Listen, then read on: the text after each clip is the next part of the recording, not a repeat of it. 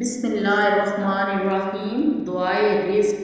خود انبیاء علیہ السلام کو اللہ تعالیٰ نے کئی دعائیں سکھائیں۔ یہاں رزق کی تنگی کے حوالے سے ایک دعا کا ذکر ہے جو خود نبی علیہ السلام نے جنتی عورتوں کی سردار اور اپنی پیاری لاڈلی بیٹی کو سکھائی۔ تنگی رزق سے ہر کوئی عاجز ہوتا ہے۔ اگر کوئی مسلمان یہ چاہے کہ اس کو کثیر رزق عطا ہو تو اس کو دعائے جبرائیل پڑھنی چاہیے۔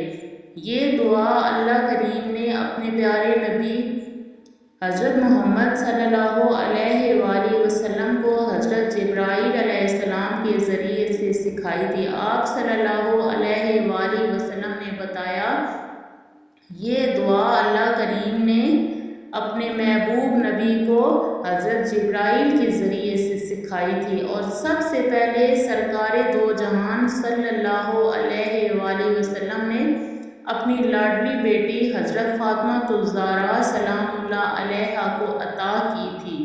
حضرت فاطمہ رضی اللہ عنہا کی ایک حدیث میں اس کا ذکر موجود ہے۔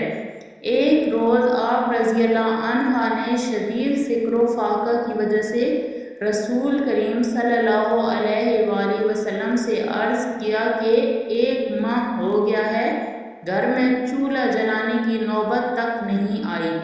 آپ صلی اللہ علیہ وآلہ وسلم نے فرمایا، کہو تو 5 بکریاں دے دوں، اور چاہو تو حضرت جبرائیل علیہ السلام نے ابھی ایک دعا سکھائی ہے بتا دوں۔ یہ دعا پڑھو، یا اول الاولین یا آخر الآخرین یا ارحم المساکین و یا ارحم الراحمین۔ نبی کریم صلی اللہ علیہ وآلہ وسلم پر درود پڑھنا آپ صلی اللہ علیہ وآلہ وسلم سے محبت کا اظہار اور ایمان کی نشانی ہے۔ درود پڑھنے کے متعدد فضائل صحیح احادیث سے ثابت ہیں۔ سیدنا ابو ہریرہ فرماتے ہیں کہ نبی کریم صلی اللہ علیہ وآلہ وسلم نے فرمایا، جو شخص مجھ پر 1 مرتبہ درود بھیجتا ہے، اللہ تعالیٰ اس پر 10 رحمتیں نازل فرماتا ہے۔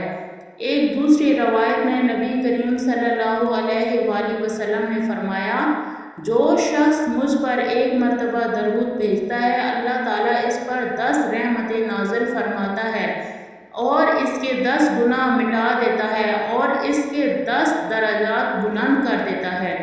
سیدنا ابی بن فرماتے ہیں کہ انہوں نے نبی کریم صلی اللہ علیہ وآلہ وسلم سے کہا، اے اللہ کے رسول، میں آپ پر زیادہ درود پڑھتا ہوں، تو آپ کا کیا خیال ہے کہ میں آپ پر کتنا درود پڑھوں؟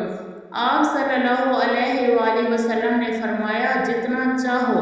میں نے کہا، چوتھا حصہ؟ آپ صلی اللہ علیہ وآلہ وسلم نے فرمایا، جتنا چاہو، اور اگر اس سے زیادہ پڑھو گے تو وہ تمہارے لیے بے